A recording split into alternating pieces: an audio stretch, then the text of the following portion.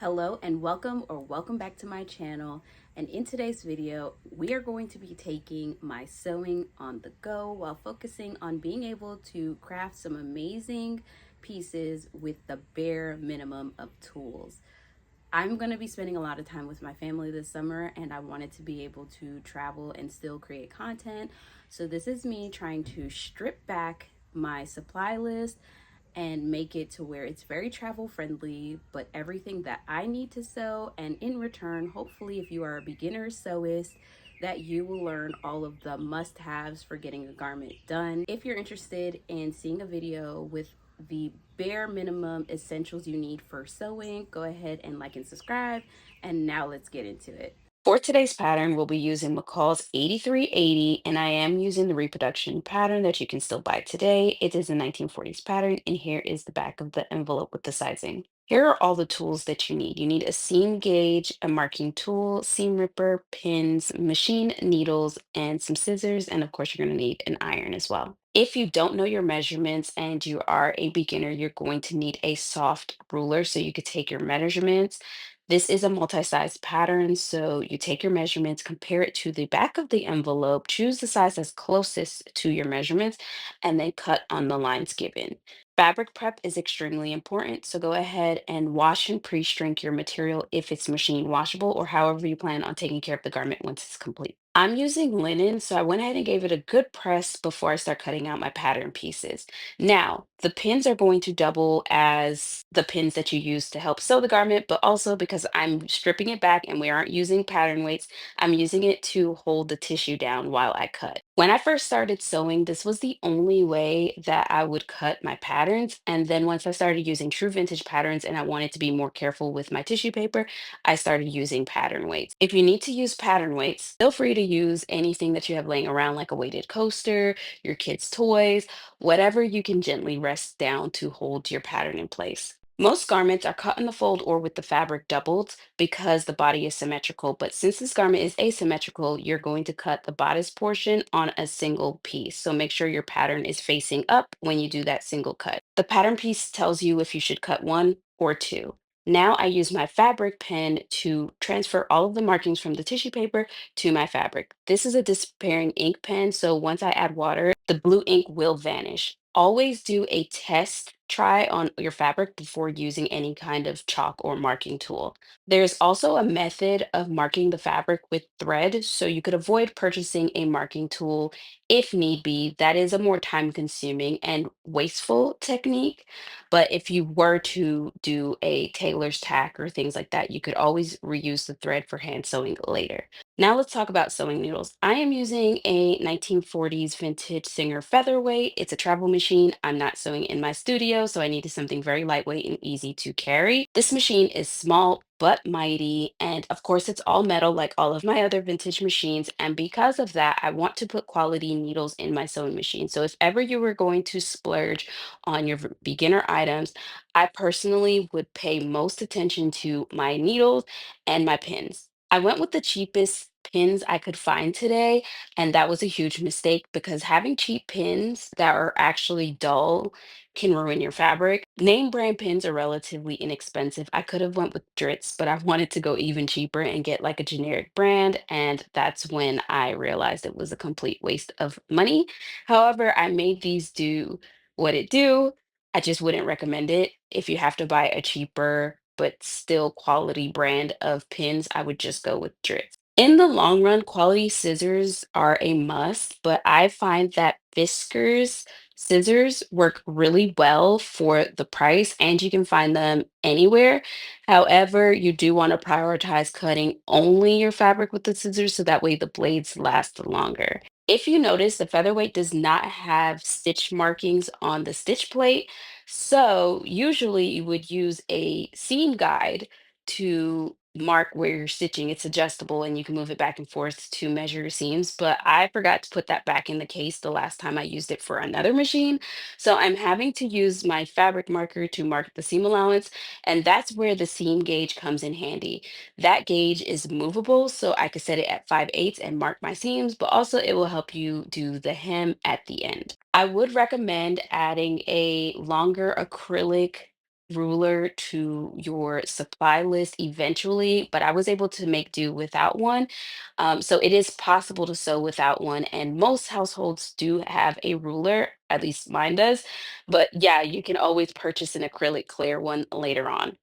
So let's talk seam finishes because I've dialed this all the way back. So I'm only using a single straight stitch machine, nothing fancy, no bells and whistles, which means I do not have a serger or at least a zigzag machine to finish the raw edges. I can't even change this to do a simple cover stitch. So in order to finish my seams, I go in and do a French seam, and I will put in the description below my tutorial on how to do that. This way you can have really nice finished insides and your garment looks beautiful both inside and out without any of the extra tools that you can use today. Seam binding is another option, but also an added expense if you don't have the extra fabric to cut out all of the bias tape from the fabric that you already have. Or you can use pinking shears. And because I dialed this all the way back, I did not include that in my list, but I highly recommend as a beginner that you get some pinking shears because pinking shears are a lot cheaper than having to buy a serger. I did not have a pin cushion with me, so what I did was I went to my mom's linen closet, found a wash rag, rolled it up, and pushed my pins into that. So that saved me another expense, and that method would work even better if I had better quality pins because these were already relatively dull. And all of my tools that I purchased for this video could fit in a Ziploc, which was wonderful.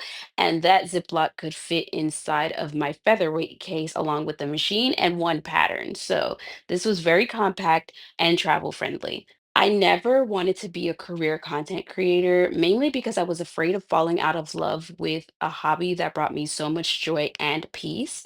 Once I realized the opportunity to turn this into a career without having to compromise on my availability to my family, I started to lean in a little bit more. I also like the idea of how flexible it is. You can make content from anywhere. However, I started to depend too much on my sewing room, which made it less flexible. And then I had to remember that before the sewing room, all I had was a sewing machine and a handful of tools, and I made it work. So this was more of a challenge to see if I could still get out there and use the bare minimum to make a beautiful piece. As my kids get older, they want to spend more time at grandma's house with their cousins and things like that. And I also want to spend more time with my family. And sometimes work or creating holds me back. So this challenge really helped me to realize that I can literally make clothes from anywhere and that I don't need my sewing room as much as I love it and of course want it and appreciate it. It's not a necessity. It's possible to dial it back. And I was hoping that through this video, I was able to show you if all you have is a sewing machine, but you're used to seeing larger creators with all of this immaculate sewing spaces and creative spaces, that it's completely unnecessary. It's obviously very helpful and it's nice to have all of the things, but as long as you have a nice iron and ironing board and a machine that you can carry around, as long as you have these essentials, you too can sew your own clothes. You can also be a content creator if that's something you want to do as well, because I'm filming this from my phone, doing the voiceover on AirPods, and I'm using a tripod that is my mom's. She usually uses the tripod for family photos.